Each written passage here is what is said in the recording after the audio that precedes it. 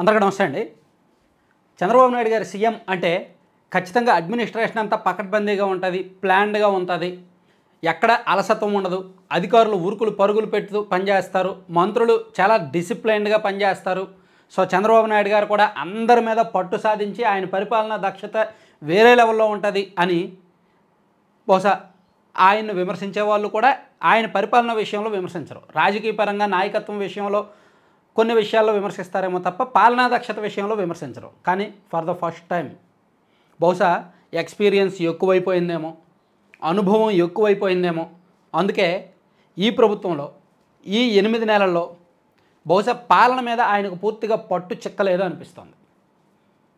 వయసు ప్రభావము, అనుభవం ఎక్కువైపోయిన ప్రభావము, తన ముందు కనిపిస్తున్న అందరూ చిన్నపిల్లలే వాళ్ళకేమీ తెలియదు అనే ప్రభావము, కారణం ఏంటి అనేది వీడియో చివరి మీకే తెలుస్తుంది. కానీ ఒకటి మాత్రం నిజం, పరిపాలనలో పూర్తిగా పట్టుదక్కలేదు, అలసత్వం ఎక్కువగా జరుగుతోంది, అనేక శాఖల్లో నిర్లక్ష్యం కనిపిస్తోంది, అంతా కూడా షో, పచ్చిగా చెప్పుకోవాలంటే నటన షో, అలా అలా అలా షో చేసుకుంటూ వెళ్ళిపోతున్నారు తప్ప ఎవరూ పని చేయడం లేదు, ఏమీ జరగడం లేదు అనేది స్పష్టం.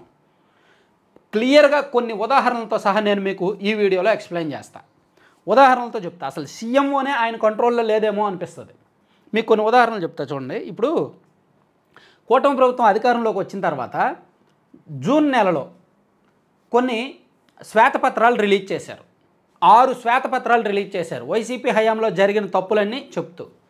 అదే సందర్భంలో జూలై నెలలో కొన్ని పాలసీలు రిలీజ్ చేశారు. ఇదిగోండి, integrated clean energy policy, food processing policy, establishment of private industrial parks with plug and play industrial infrastructure policy, electronics manufacturing policy అని ఇదిగోండి దాదాపుగా మీరు ఇక్కడ చూస్తే 15 పాలసీలు ఉన్నాయి. సో ఈ పాలసీలన్నీ కూడా రాష్ట్రంలో ఇప్పుడు మనం ఒక ఇండస్ట్రీ పెట్టాలనుకుంటే విధి విధానాలు ఖరారు చేస్తూ ఆ విధి విధానాలు ఇవి. సో దీనికి సంబంధించి నెక్స్ట్ స్టెప్ ఇప్పుడు వరకు పడలేదు తెలుసా మీకు? పాలసీ రిలీజ్ చేసినంత మాత్రాన పని అయిపోయినట్టు కాదు. ఆ నెక్స్ట్ లెవెల్ ఏంటి? Guide lines. ఇప్పుడు మనకి ఒక డ్రోన్ సెక్టార్లో ఒక ఇండస్ట్రీ రావాలి అంటే ఎస్ ఇదిగో మేము ఇంత సబ్సిడీ ఇస్తాం, లేదా పలానా ఏరియాలో డ్రోన్స్కి అవకాశం ఉంటుందని ఒక పాలసీ రూపొందిస్తారు వాళ్ళు వస్తే. సో నెక్స్ట్ లెవెల్ ఏంటి? గైడ్ లైన్స్ రూపొందించాలి. సో వాళ్ళు రావడానికి సో మనం ఎన్ని ఎకరాలు కేటాయించవచ్చు, వాళ్ళ బడ్జెట్ ఎంత, మనం ఇచ్చే సబ్సిడీ లిమిటేషన్ ఎంత, సో ఈ ఏమైనా వర్గాల వారీగా రాయితీలు ఏమైనా ప్రత్యేకంగా ఇస్తామా, దీనిలో కేంద్రం ఏమైనా ఇన్వాల్వ్ అవుద్దా, సో ఏం చేయాలి, ఏ టైం లైన్లో ఏం చేయాలి, ఇదంతా guide lines next step. So ఇది ఏ ఒక్క పాలసీడో కూడా గైడ్ లైన్స్ అనేవి ఇప్పటి వరకు రూపొందించాల. దీన్ని ఏమంటారు? ఇది చంద్రబాబు గారు స్థాయిలో ఆయన పాలసీలు రూపొందించమని చెప్తారు, రూపొందించారు. అధికారులు నెక్స్ట్ గైడ్ లైన్స్కి వెళ్ళాల. ఇంకా కొన్ని ఉదాహరణలు చెప్తా. కూటమి ప్రభుత్వం వచ్చిన తర్వాత కేవలం షో చేస్తున్నారనడానికి ఇంకా కొన్ని ఉదాహరణలు ఉన్నాయి. అసలు ప్రభుత్వ పెద్దలకు తెలియకుండా ఏదో ఈనాడులో వస్తేనో ఆంధ్రజ్యోతిలో వస్తేనో 4 ఖర్చుకొని అప్పుడు అలర్ట్ అవ్వడం ఏంటి? జగన్మోహన్ రెడ్డి గారి బంధువులకు గనుల శాఖ అధికారులు ఫైళ్ళ మీద సంతకం పెట్టి లీజులు ఇస్తే ఈనాడులో వార్త వచ్చిన తర్వాత దాన్ని రద్దు చేయడం ఏంటి? ఏమండి, సీఎంఓలో జగన్మోహన్ రెడ్డి గారి బంధువులకు పనులు అవుతుంటే సీఎం గారికి తెలియకుండా అవుతుంటే ఏమనాలండి? దీన్ని పరిపాలన పట్టు చిక్కినట్టేనా? పరిపాలన మీద పట్టు దక్కినట్టేనా? ఆలోచించండి. గనుల శాఖనే కాదు, అవి బయటకు ఈనాడులో సీఎంఓలో 100 జరగవచ్చు, ఈనాడులో 1, 2 రాస్తారు, ఆంధ్రజ్యోతిలో 1, 2 రాస్తారు. అంటే వాళ్ళు రాస్తే వీళ్ళకి తెలుస్తుందా, లేకపోతే వీళ్ళకి తెలీదా? మరి దాన్ని ఏమంటారు? చేతకాంతనం అనరా? ఇలా అనేక శాఖల్లో అనేకం జరుగుతున్నాయి. సో అంటే అవినీతి జరిగిపోతుంది. తర్వాత కొన్ని డిపార్ట్మెంట్లు, ఇప్పుడు ఎంఎస్ఎంఈ ఉంది, రాష్ట్రంలో 20 లక్షల మందికి ఉద్యోగాలు ఇస్తామని పదే చెప్తున్నారు. ఎంఎస్ఎంఈకి సంబంధించి ఒక సెపరేట్ పాలసీ రూపొందించారు. ఎంఎస్ఎంఈ కంప్లీట్ ఫాలోఅప్ చేయడానికి ఆ డిపార్ట్మెంట్కి హెచ్ఓడి ఉన్నారా? హెచ్ఓడి అసలు ఉన్నారా? లేరు. దీని మీద రివ్యూలు జరగవు, హెచ్ఓడీలు ఉండరు, లేరు. సో దాని మీద అసలు ఫాలోఅప్పే ఉండదు. కానీ అది చాలా కీలకం, ఒక రకంగా ఆయువు పట్టు లాంటిది. అంతెందుకు హెల్త్ డిపార్ట్మెంటు ఎంతో కీలకమైన డిపార్ట్మెంటు. ఆ డిపార్ట్మెంట్లో ఒకే అధికారికి 3 పోస్టింగ్లు. అది ఎలా సాధ్యం? కాకినాడ మెడికల్ కాలేజీకి ఆయనే ప్రిన్సిపల్, డిఎంఈ ఆయనే, and NTR health university vice chancellor ఆయనే, వీసీ ఆయనే. అది ఎలా జరుగుద్ది? అంటే ఇక్కడ నేను చెప్తున్నది ఏంటంటే ఆయనది తప్పని నేను చెప్పట్లా. డిపార్ట్మెంట్స్లో ఏ విధంగా జరుగుతోంది, ఎంత అలసత్వం ఉంది, అధికారులు వాళ్ళ పని వాళ్ళు చేసుకెళ్ళిపోతున్నారు. ఇదంతా ఎందుకు జరుగుతుంది అనేది చెప్తాను.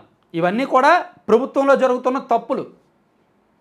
చంద్రబాబు నాయుడు గారి పరిపాలనలో సాధారణంగా ఇలా జరగదు. అధికారులందరూ ఆన్ ట్రాక్ ఉంటారు, 24/7 అందుబాటులో ఉంటారు, చాలా డిసిప్లైన్డ్గా పనిచేస్తారు. మంత్రులందరూ కూడా వాళ్ళ శాఖల మీద పట్టు పెంచుకుంటారు, వాళ్ళ శాఖల మీద పాలసీపరమైన విధి విధానాలు ఖరారు చేస్తూ దాని మీద ఎక్కువగా రివ్యూలు చేస్తూ ఉంటారు. కానీ ఇప్పుడు అవేమీ జరగట్లా. అధికారులు షో చేస్తున్నారు, మంత్రులు షో చేస్తున్నారు. జస్ట్ చంద్రబాబు గారి ముఖస్థితి కోసం, ఆయన్ని సాటిస్ఫై చేయడం కోసం ఆయన దగ్గర అంతా షో చేస్తున్నారు అంతే. ఉదాహరణ చెప్పాను కదా, ఉదాహరణలు ఏం జరుగుతున్నాయని, అందుకే ఇన్ని జరుగుతున్నాయి. సో మంత్రులకు పరిమిత అధికారాలు ఇచ్చారండి. ఒకటి మాత్రం నిజం, నాకు ఇదంతా అబ్జర్వ్ చేస్తే మంత్రులకు పరిమితమైన అధికారాలు ఇచ్చారు. దానికి కారణం ఏంటంటే, ఇప్పుడు చంద్రబాబు గారు 45 ఏళ్ళు పొలిటికల్ ఎక్స్పీరియన్సు, ఎమ్మెల్యే ప్లస్ గతంలో మంత్రిగా పనిచేశారు, సీఎంగా more than 15 years experience. So ఆయన దగ్గర పోలిస్తే ఈ మంత్రులందరూ చాలా చిన్న వాళ్ళు, కొత్తగా మంత్రి పదవిలోకి వచ్చారు, మంత్రివర్గంలోకి వచ్చారు. సో వాళ్ళకి ఏమీ తెలియనట్టు ఈయన ఫీల్ అవుతాడు. సో వాళ్ళకంటే అధికారులు ఐఏఎస్లు బెటర్ కదా అని చంద్రబాబు గారు ఫీల్ అవుతారు. నేను ఇక్కడ చాలా పెద్ద స్థాయిలో నాకు తెలిసిన సబ్జెక్ట్, చాలా ఇంపార్టెంట్ సబ్జెక్ట్ చెప్తున్నా. ఇక్కడ చంద్రబాబు గారి సమస్య, మంత్రుల సమస్య, అడ్మినిస్ట్రేషన్ సమస్య, సీఎంఓ సమస్య అనేది వాళ్ళే తేల్చుకోవాలి. చంద్రబాబు గారికి ఏమో ఎక్స్పీరియన్స్ ఎక్కువైపోయింది, మంత్రులకేమో ఎక్స్పీరియన్స్ కొత్తగా వచ్చారు. సో అందుకని వాళ్ళ ఒపీనియన్ తీసుకోవట్లేదు, వాళ్ళతో రివ్యూలు లేవు, వాళ్ళ ఒపీనియన్కి విలువ ఉండట్లేదు. వాళ్ళకు పరిమితంగా కొన్ని పరిమితులు మాత్రమే విధించారు. సో వాళ్ళకంటే వాళ్ళ డిపార్ట్మెంట్ హెచ్ఓడీలకు ఎక్కువగా వాల్యూ ఇస్తున్నారు. ఇప్పుడు చంద్రబాబు గారికి పలానా డిపార్ట్మెంట్ మీద రివ్యూ చేయాలి అంటే ఆ అధికార మాట వింటున్నారు తప్ప మంత్రుల మాట వినట్లేదు. ఇది కొన్ని డిపార్ట్మెంట్లో పర్టికులర్గా జరుగుతుంది. పాపం కొంతమంది మంత్రులు కొత్తగా మంత్రివర్గంలోకి వచ్చాం కాబట్టి కసిగా పనిచేసేస్తున్నారు. అద్భుతాలు చేద్దామనో, ఏదేదో చేద్దామనో, వాళ్ళని వాళ్ళు నిరూపించుకోవాలనో కొంతమంది తాపత్రయపడుతున్నారు. కానీ లేదు, వాళ్ళని డమ్మీలు చేసేస్తున్నారు, వాళ్ళని కేవలం మైకుల ముందు మాట్లాడడానికి ఉపయోగిస్తున్నారు. అది ఖచ్చితంగా జరుగుతోంది. ఇంత ఓపెన్గా మాట్లాడుతున్నానంటే ఒక యూట్యూబ్ ఛానల్లో నాకున్న పరిమితమైన వనరులతో, నాకున్న లిమిట్స్తో, నాకున్న పరిజ్ఞానం కొద్దీ ఇంత ఓపెన్గా నేను చెప్తున్నానంటే అర్థం చేసుకోండి సీఎంఓలో ఎంత వరస్ట్ సిచ్యుయేషన్ ఉంది అనేది. బహుశా చంద్రబాబు గారికి అనుభవం పెరిగిపోయి, అంటే పచ్చిగా చెప్పుకోవాలంటే బ్యూరోక్రసీ మీద ఎక్కువగా ఆధారపడుతున్నారు. అది తప్పేమీ కాదు. బ్యూరోక్రసీ అంటే ఖచ్చితంగా చాలా మంచి వ్యవస్థ, రాజ్యాంగపరమైన కీలకమైన వ్యవస్థ. వాళ్ళు ఆ స్థాయికి వెళ్ళడానికి ఎంతగానో కష్టపడి చదువుకొని మేధావులు అందరూ ఉంటారు కాక, మరి వాళ్ళు ఏం చేస్తున్నారు, బ్యూరోక్రసీ మీద ఆధారపడితే వాళ్ళు షో చేస్తున్నారు. వాళ్ళకి ఏవైతే డబ్బులు వస్తాయో ఆ పనులు చేస్తున్నారు, మిగిలినవి వదిలేస్తున్నారు. మిగిలినవి సార్ అది అవ్వదు సార్, ఇది అవ్వదు సార్, అది సార్, ఇది సార్ అని రీజన్స్ చెప్పి తప్పించుకుంటున్నారు. అది జరుగుతుంది సీఎంఓలో. నా దృష్టిలో 100 ఉదాహరణలు ఉన్నాయి. నేను ఒక 4-5 మాత్రమే చెప్పా. 100 ఉదాహరణలు నాన్ స్టాప్గా చెప్పమంటే చెప్తా, 4-5 మాత్రమే చెప్పాను. సో అంటే ఇక్కడ బ్యూరోక్రసీ అధికారులు షో చేసి తప్పించుకుంటున్నారు, అది ఇది రీజన్స్ చెప్పి తప్పించుకుంటున్నారు. వాళ్ళకి డబ్బులు వచ్చేవి మాత్రమే పనిచేస్తున్నారు, మిగిలిన వదిలేస్తున్నారు. మంత్రులకు అవి తెలిసి చెప్దామన్న సీఎం గారేమో మంత్రులకు పూర్తిగా పరిమిత అధికారం, అంటే కొన్ని లిమిటేషన్స్ విధించారనమాట, స్వేచ్ఛనివ్వట్లేదు. సో ఇది కొన్ని డిపార్ట్మెంట్లో దెబ్బతింటుంది. అందుకే స్టిల్ ఇప్పటికీ కూడా గనుల శాఖలో వైసీపీ వాళ్ళకు పనులు అవ్వడం, వైద్యారోగ్య శాఖలో స్టిల్ కొన్ని నిర్ణయాలు పూర్తి స్థాయిలో స్వేచ్ఛగా తీసుకోలేకపోవడం, నిధులు పూర్తిగా రాలేకపోవడం, ఎంఎస్ఎంఈల విషయంలో కేంద్రం ఇచ్చే సబ్సిడీస్ పూర్తిగా వాడుకోలేకపోవడం, ఎనర్జీలో కూడా కొన్ని తప్పులు జరగడం, ఇలా అనేకం జరుగుతున్నాయి అన్నమాట. సో దీని రిజల్ట్ ఎలా ఉంటుంది? సరే, ఇవన్నీ జరుగుతున్నాయి కదా, సో ఎగ్జాంపుల్స్ అన్నీ చెప్పుకున్నాం కదా, మరి దీని రిజల్ట్ ఎలా ఉంటుందంటే అవినీతి కంట్రోల్ అవ్వదు. అవినీతి అసలు కంట్రోల్ అవ్వదు. ఎలా కంట్రోల్ అవుద్ది? అధికారులు చేయాల్సినవి చేసుకుంటున్నారు, వాళ్ళకి డబ్బులు వచ్చే సంతకం పెడుతున్నారు.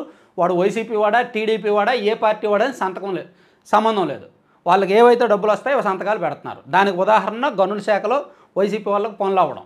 ఈవెన్ చాలా డిపార్ట్మెంట్స్లో వైసీపీ వాళ్ళకే పనులు అవుతున్నాయి, ఎందుకంటే వాళ్ళు డబ్బులు ఇచ్చి పనులు చేయించుకుంటున్నారు. టీడీపీ వాళ్ళేమో డబ్బులు ఇవ్వలేరు, అరే మేము అధికారంలో ఉన్నాము, అధికారం మాది, మేము డబ్బులు ఇవ్వడం ఏంటి అని వీళ్ళు డబ్బులు ఎవరు, వాళ్ళు పని చేయరు. ఏ మంత్రి దగ్గరికి వెళ్ళినా ఆయన సంతకం పెట్టడు, సీఎం గారు వద్దంటున్నారని వాళ్ళకి పరిమిత అధికారాలు, వీళ్ళేమో చేయట్లేదు. అలా అందుకే నేను ఇక్కడ చెప్తున్నది, వైసీపీ వాళ్ళకి ఎందుకు పనులు అవుతున్నాయంటే వాళ్ళు డబ్బులు ఇచ్చి చేయించుకుంటున్నారు. టీడీపీ వాళ్ళకేమో మేము అధికారంలో ఉన్నాం కదనే ఈగో, మేము డబ్బులు ఇవ్వడం ఏంటి అని. సో అందుకని వీళ్ళకంటే వాళ్ళకి పనులు అవుతున్నాయి. అంటే ఇలా జరుగుతున్న కారణంగా అవినీతి పెరిగిపోతుంది. అవినీతి ఎక్కడ కంట్రోల్ అవ్వట్లా, మంత్రులకు స్వేచ్ఛ ఉండట్లా, రాజకీయంగా వాళ్ళు ఫ్రీ హ్యాండ్తో పనిచేయలేకపోతున్నారు. వాళ్ళ జిల్లాల్లో కావచ్చు, ఆ శాఖ మీద కావచ్చు పూర్తిగా పట్టు వచ్చినప్పటికీ ఫ్రీ హ్యాండ్ స్వేచ్ఛగా పనిచేయలేకపోతున్నారు.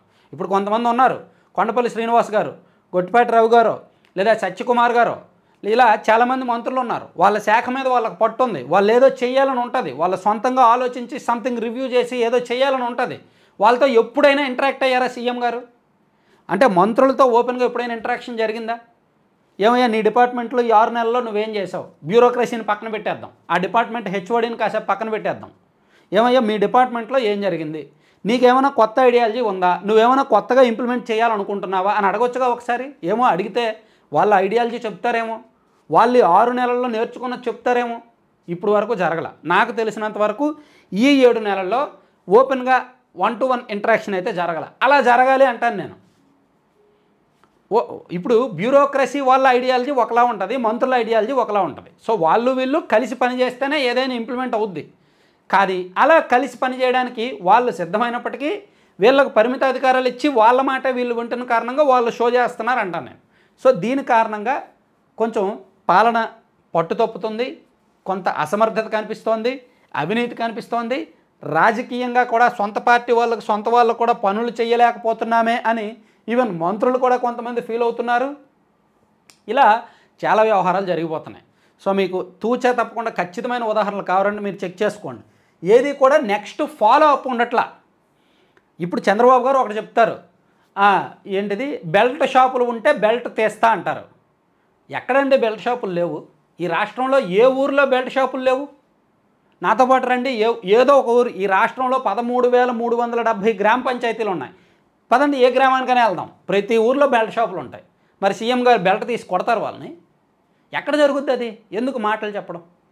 అంటే నేను లైవ్ ప్రాక్టికల్గా మాట్లాడుతున్నా. సో దాని మీద అనవసరమైన విషయాలు మాట్లాడకూడదు. సో ఏది కూడా ఫాలో అప్ ఉండట్లా. ఒక మాట సీఎం గారు చెప్తున్నారు, దాని నెక్స్ట్ ఫాలో అప్ ఉండట్లా. అందుకే ఎంఎస్ఎంఈల్లో కానీ, ఇండస్ట్రీల్లో కానీ, పాలసీల్లో కానీ, రాయితీల్లో కానీ ఏది కూడా నెక్స్ట్ లెవెల్కి వెళ్ళట్లేదు, జరగడం లేదు. ఈవెన్ మెగా డిఎస్సి కూడా లేట్ అవ్వడానికి అదే కారణం. సో ప్రభుత్వపరమైన నిర్ణయాలు ఒకటి ప్రకటిస్తున్నారు, దాన్ని నెక్స్ట్ ఫాలో అప్ లేకపోవడం వల్ల ఇలా జరుగుతుంది. గతంలో జగన్మోహన్ రెడ్డి గారి అధికారంలో ఉన్నప్పుడు కూడా కొన్ని డిపార్ట్మెంట్ కొంతమంది బ్యూరోక్రసీ అధికారులు తప్పుదోవ పట్టించారు. బహుశా ఇప్పుడు కూడా అదే జరుగుతుందేమో. చంద్రబాబు గారికి ఏజ్ ఎక్కువ, అనుభవం ఎక్కువ. సో ఆయన ముందు కొత్త మంత్రులందరూ చిన్నపిల్లలే కావచ్చు కాక, కానీ వాళ్ళ దగ్గర ఎంతో పరిణితి ఉంటుంది, ఎంతో చేయాలనే తపన ఉంటుంది, కొన్ని అద్భుతాలు సృష్టించగలమనే ఐడియాలజీ ఉంటుంది. అది ఖచ్చితంగా వాళ్ళతో ఇంటరాక్ట్ అవ్వాలి, వాళ్ళకు కూడా విలువనివ్వాలి. సో అప్పుడే కొంత అన్ని రకాల వ్యవస్థలు చేతిలోకి వస్తాయి. సో నేను ఇప్పుడు ఇంకా చాలా చెప్పొచ్చు, కానీ వైసీపీ వాళ్ళకి తెరచాటున చాలా పనులు అవుతున్నాయండి. సో ఆ అసంతృప్తి, అసమ్మతి అందరిలోనూ ఉందండి, కానీ బయటికి ఎవరు మాట్లాడలేదండి. సో మరి దీని మీద ప్రభుత్వం ఎలా రెస్పాండ్ అవుద్దో, ఏం జరుగుద్దో అనేది చూద్దాం. చాలా ఇంపార్టెంట్ ఈ వీడియో మాత్రం. ఎందుకంటే సీఎంఓ స్థాయిలో, హెచ్ఓడి సెక్రటేరియట్ స్థాయిలో అంత షో నటన తప్ప పనులు జరగటం లేదు అనేది అయితే మాత్రం ఖచ్చితంగా చెప్పగలం మనం. Thank you.